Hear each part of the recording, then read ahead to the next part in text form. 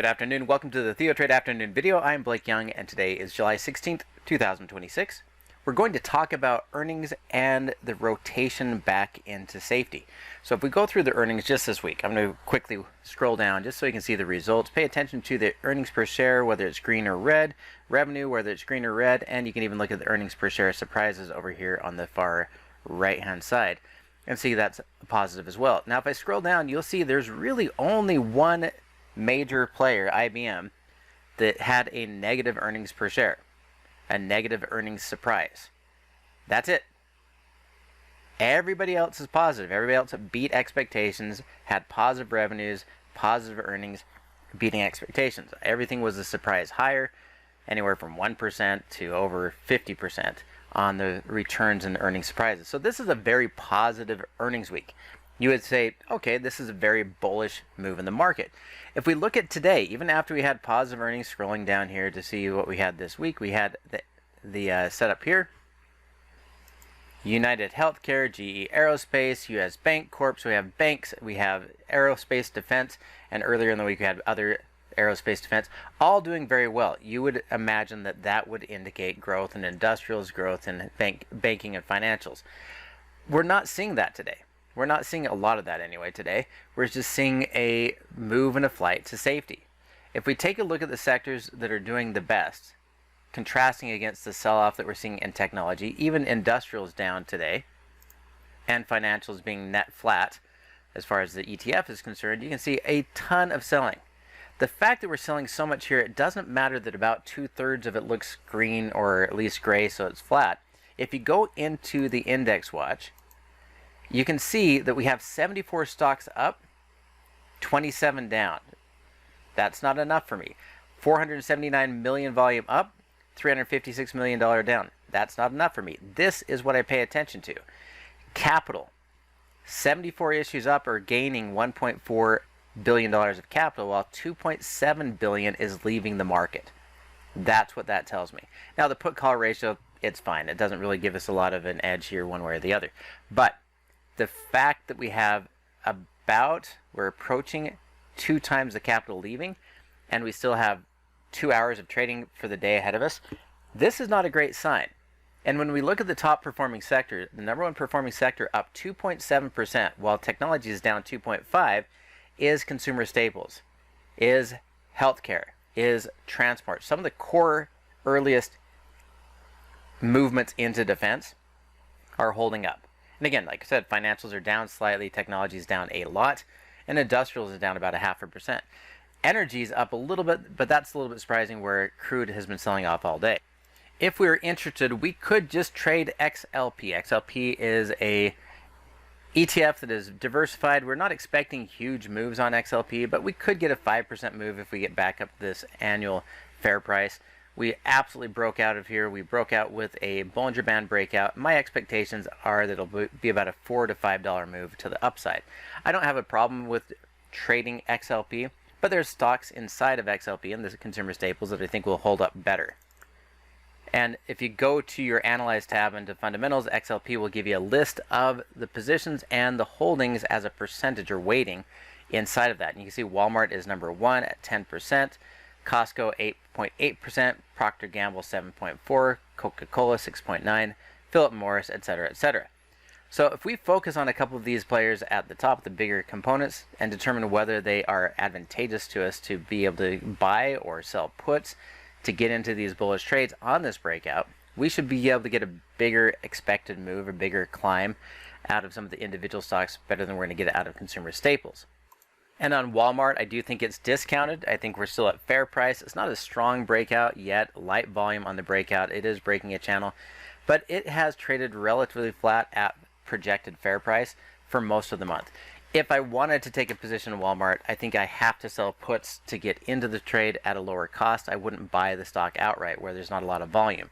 And the problem there is there's also not enough premium to justify our way into that trade. I want to sell a delta between 30 and 40 and get at least 2.5% return on risk. So Walmart's okay. It's fine. It's not great as far as a setup today. And, you know, the dividend is not something you'd chase down either. But there are other stocks that are giving a little bit better breakout that have a little more volatility that will make the payment look I do like the fact that Coca-Cola is now potentially not closing above its own high, but the highest close that it's had all year. I would think that Coca-Cola is going to move that same $4 or $5 move that we're seeing in Walmart. The difference is this has already been climbing, already closing higher, and there's enough of a dividend at 2.5% that it's probably worth taking a long stock position. You can see the short put, again, not going to pay us enough, but a long directional move looking for the same 5-point move plus the 2.5% dividend makes Coca-Cola an interesting dividend type play. Mondelez has climbed up and is clearing out of this. I would call this a funny looking double bottom and a break of this. I'm looking for it to get back up to 64.40, and so a move here, $4 or $5 again, but it's a cheaper stock, so the return is a little bit higher, about 7.5%, 8%. We also got overextended on the Chaikin twice, telling us this is a good place to buy. Be aware there is earnings coming up, and if we look at the trade, this is an even higher dividend yield, so it might be worth just buying the stock, although I think you could sell a put here at 2.5% return on risk. It doesn't quite give you 2 times the return on risk. In other words, it's not giving us 5% safety net. It's giving us pretty close. It has to fall $1.07. We're getting paid about $1.40. So it's going to be closer to about 4.5% return on, or 4.5% safety net on Mondelez, but it has the highest of the yields so far at 3.27%. This is getting into the same kind of yield we'd expect in a bond or a utility. Now this is the shocker for me. Kraft Heinz, which is traded in a pretty wide range and flat for a very, very, very long time, broke out today. It's on track to be average, slightly higher than average volume. This is an interesting breakout. Kraft has been flat. Kraft has struggled. It's been flat, arguably going all the way back into March, and finally climbed up, struggled with this breakout, and then has broken out through all of it. That means we're at the highest level we've been at in 9 months. This breakout with a little bit of volume could be a very fascinating trade. Kraft Heinz has the highest of the high yields. Like I said, the other one was the highest yet. This is the highest.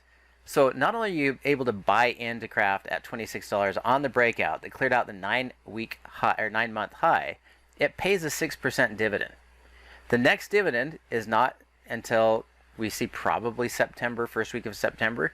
So you might be able to sell put premium into this while you wait and collect 50 to 80 cents, 2.75% for August, 2.75% for September, and try to get filled so that you own the stock going into this. You might be able to collect about a 5.5% return and get assigned. And if you have a 5.5% lower cost basis, you would be at a cost basis of about 25. In essence, the breakout level, and then be in a stock that allows you to collect more than 6% dividend yield. And even if it goes flat, that's a 6% relatively safe return on a stock that just broke out through its multi-month highs. And the other sector that I think is lining up really well for more opportunities to the upside, whether we're selling premium to get in or buying the stock and collecting dividends, is healthcare. Now, healthcare is right here at its monkey bar and struggling. We have buyers in position. We've had a higher high at lower low. This looks very much like a bull flag. We could see healthcare as an ETF go about $10 to $12 higher from the current price. So I could be looking for 170, 175 on healthcare, but there's individual stocks inside of healthcare, such as Gilead and Bristol Myers, that I covered in more detail in the Thursday afternoon session in the trade room. So if you want to see more details and you weren't there with me, go back and watch that. You'll see some details in healthcare on how we can price those and get into those trades in a similar fashion. We are seeing rotation into safety despite better than expected earnings. We're seeing rotations into safety despite inflation cooling down a little bit and oil prices falling.